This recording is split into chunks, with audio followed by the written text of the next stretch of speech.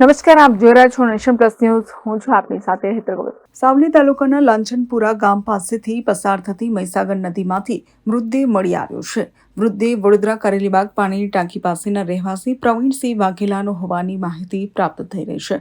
જેમાં મૃતક પ્રવીણસિંહ વાઘેલા ગત 29/5/2025ના રોજ ઘરેથી બેંકમાં જઉં છું કહીને નીકળ્યા હતા. ત્યારબાદ તેઓ ગુમ થઈ ગયા હતા.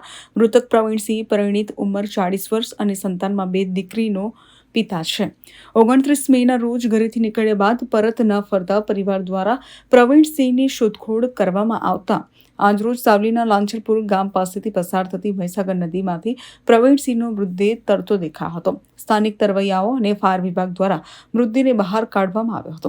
મૃતક પ્રવીણસિંહ વાઘેલાના શરીર પર મોઢાના ભાગે તેમજ હાથના ભાગે ગંભીર ઈજા થયું હોવાનું જાણવા મળી રહ્યું છે. મૃતકના પિતાનો આક્ષેપ છે કે મારા પુત્રની હત્યા થઈ છે. મૃતક પ્રવીણસિંહ હરિસિંહ વાઘેલા વડોદરા SBI બેંકમાં લોન એડવાઇઝર તરીકે કામ કરતો હતો.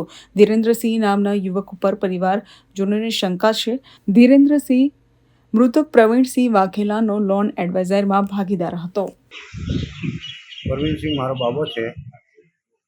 એ સવારમાં ઘરે કહીને ગયો કે હું જાઉં છું બેંકમાં. કઈ તારીખે? 29 તારીખે ગયો. 12 વાગે નીકળી ગયો, પછી ઘરે નહીં આવ્યો. પછી નીકળ્યો તો 4 વાગે મને ફોન કીધું રાજસ્થાનમાં. પપ્પા કઈ છો? મેં ઘરે જ છું. તો પપ્પા ખેતર વેચી દો ને. મેં બેટા વેચી દઉં કોઈ ગ્રાહક આવે તો. એને પછી એને મને કીધું કે સારું બાપા સારું. પછી ફોન એને બંધ કરી નાખ્યું. કેટલા વાગે ફોન કર્યો હતો? એને 4 સાડા 4 વાગે. એટલે પછી મેં શક લાગ્યો. મેં કહું શું છે? પાછળ નદી હતી, એ કિનારી ઉપર બેઠો હતો. એની જોડે એને ફૂલ દારૂ પીવડાવ્યો, કોઈ શું ખવડાવ્યું એ મને ખબર નથી. પછી એને ધક્કો માર્યું, ત્યાં પછી કોઈ માણસ ભાગી ગયા. આ એકલો આવે એવું નથી, એને હાથ ફ્રેક્ચર છે, હાથ અહીંથી ફ્રેક્ચર છે. બાઈક એને ચાલે નહીં એટલે દૂર. હવે આવ્યો કેવી રીતે? એની જોડે કોઈ માણસ છે, પણ મને શક છે ધીરેન્દ્રસિંહ ઉપર. ધીરેન્દ્રસિંહના કાવતરા છે. એટલે હવે શું કરવાનું એ બધું આપ જાણો. નદીમાં ડૂબી ગયા એવી માહિતી તમને કોણે આપી? નદીમાં ડૂબી ગયા તો એ તો હું અહીં પછી આવ્યો ને, મારા કાકાના છોકરા હતા ને બધા, એમને પછી બાઇક મળ્યું. બાઇક મળ્યા પછી એ લોકો બધી જગ્યા ખોર્યો, નહીં મળ્યો. એટલામાં હું આવી ગયો અહીં. હું આવ્યા પછી મેં કીધું મેં શું થયું? તો કે આવું છે, બાઇક મળ્યું. પછી અમે આમ થોડા આગળ ગયા તો એને બૂટને ચશ્મા પડી હતી. મેં કીધું મેં કહું આ છોકરાને તો અહીં કોઈ ધક્કો બેની નાખી દીધો.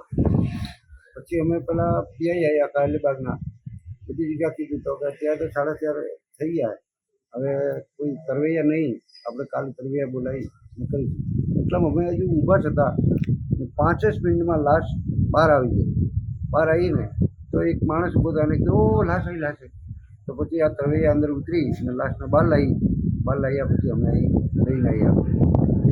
સાવલી પોલીસ સ્ટેશનમાં અમે લખાવી દીધું કે જે લખાવાનું છે એને. પછી એને અહીં લાવી અને પોસ્ટમોર્ટમ માટે અમે મૂક્યો. Bureau report, Nation Plus News, Savli. સમાચારોના સતત અપડેટ મેળવવા માટે અમારી નેશન પ્લસ ન્યૂઝની YouTube ચેનલને સબસ્ક્રાઇબ કરો, બેલ આઇકન દબાવો અને જોડાયેલા રહો Facebook, Instagram અને Twitter પર.